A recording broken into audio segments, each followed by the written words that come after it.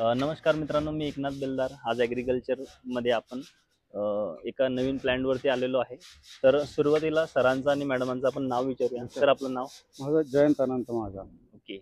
हा जो प्लॅन्ट आहे, ही जी संकल्पना तुमच्या डोक्यात आली, ही जे लोकेशन आहे, इथला ॲड्रेस तुम्ही सांगू शकता? हो, हे काळखेडा शिवार आहे. हो. आम्ही आमचं प्रॉपर गाव नागन चौकी शेजारी, ओके. पण ते शेत काळखेडा शिवारामध्ये. तालुका आणि बोदवड, तालुका जामनेर. जामनेर, आपले जिल्हा जळगाव. ओके.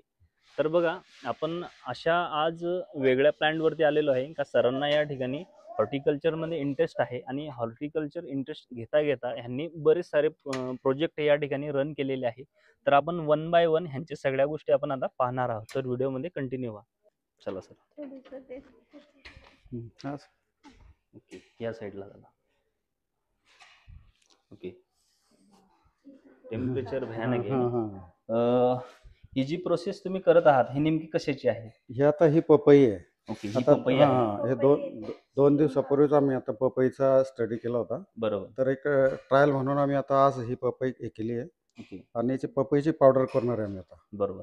ह्या पिकलेली पपई ह्याला ड्राय करायची. ड्राय करायची, त्याच्यानंतर याची पेस्ट बनवायची. नाही, पावडर ओके. करायची. पावडर बनवायची. ड्रायर मध्ये हे करायची, पावडर करायची. बरोबर. आणि मग त्याचे बरेच उपयोग आहेत पावडरचे, म्हणजे केमिकल्स याच्यासाठी, आपल्या फेस वॉश, मेडिसिनसाठी पण आहे, face मेडिसिन. wash. ओके. मग ह्याच्यासाठी तुम्ही स्वतःच्या ब्रँड ह्याच्यासाठी यूज करणार आहात का तुम्ही कुठल्या गोष्टींसोबत टाईप वगैरे केलेला नाही, आहे? अजून टाईप वगैरे केलं नाही. अजून आता आपण प्रायमरी स्टेजला आहे. अजून आता ओके. आपण तुमच्या आम्ही स्टडी level ला. करतोय. आमच्या लेवललाच आहे. आम्ही ओके. प्रत्येक प्रॉडक्टचं असं थोडा स्टडी करतोय बरं. आणि मग मार्केटच्या दृष्टिकोनातून बघा मित्रांनो, पाहू शकता की सरांनी पपईचं या ठिकाणी त्यांना पावडर बनवायची आहे आणि हे जे काही या ठिकाणी पपई टाकलेली आहे तुम्ही पाहू शकता. ह्याच्यानंतर जी प्रोसेस आहे, इथं पावडर बनवली जाईल आणि ही पावडर मार्केटमध्ये मेडिसिन, कॉस्मेटिक्स किंवा बरेच सारे प्रोडक्ट ह्यापासून बनणार आहेत.